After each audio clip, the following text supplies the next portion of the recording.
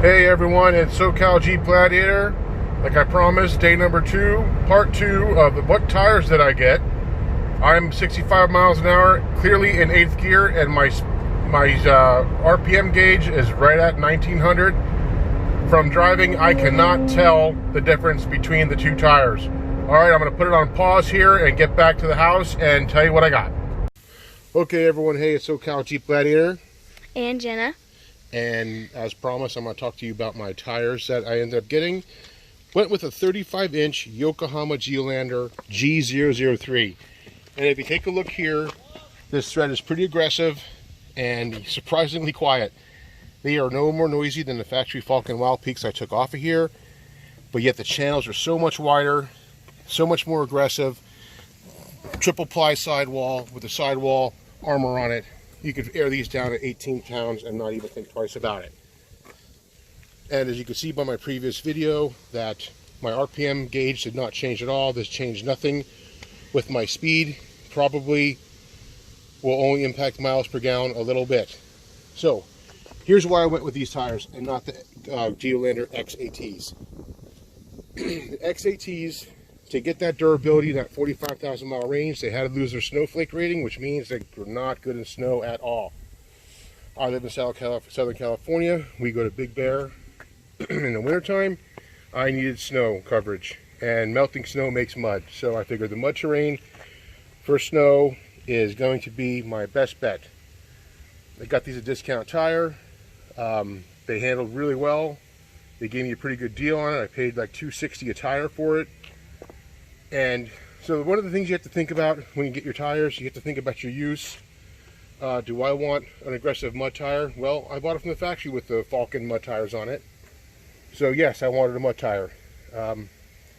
This is probably 25% trails, 75% road. So I will take the 75% hit on the highway to have better 25% in the trail, right? So you always buy your tire for your worst case scenario. Here in Southern California, we have a lot of fire roads that are rutted, that are muddy. We have rocks to climb over and crawl over. You need a tire to kick out mud, and you need a tire that's going to stick to those rocks like glue. Buy your tire for your worst case driving scenario. My worst case driving scenario is going to be loose sand, mud, rocks, and snow. I bought a tire for that. Actually, the road manners for these at 65 miles an hour were perfect. It was nice. It was tight on the road. I hear that the water handling is really good. I hear that the BF Goodrich KM3s also a very good off-road tire. However, they do not do well in the rain. We do occasionally get rain here in Southern California, and when it rains, sometimes it rains really hard and really fast, and you have lots of water on the roads. Get a tire that is good for the water. So anyway, to kind of summarize, buy a tire for what your worst case scenario is going to be. And I also put the 2-inch Mopar lift on it. So if you come back a little, if we back the camera up here, my daughter's Jenna is the cameraman, the camera person. Hello. So you can see I got the bigger Fox shocks on there.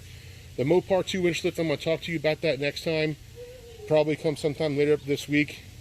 I'm going to talk to you about, I'm not going to do a review on it. Everybody and their brother is doing a review on the 2-inch Mopar lift on the Gladiator. Yawn.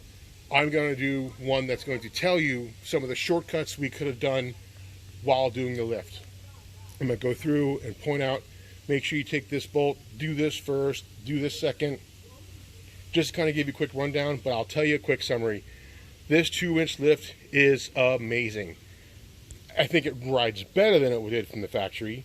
It's quiet, there's no creaks. It is flawless. So anyone on the fence about getting that Mopar 2-inch lift, don't. I'll give you a secret.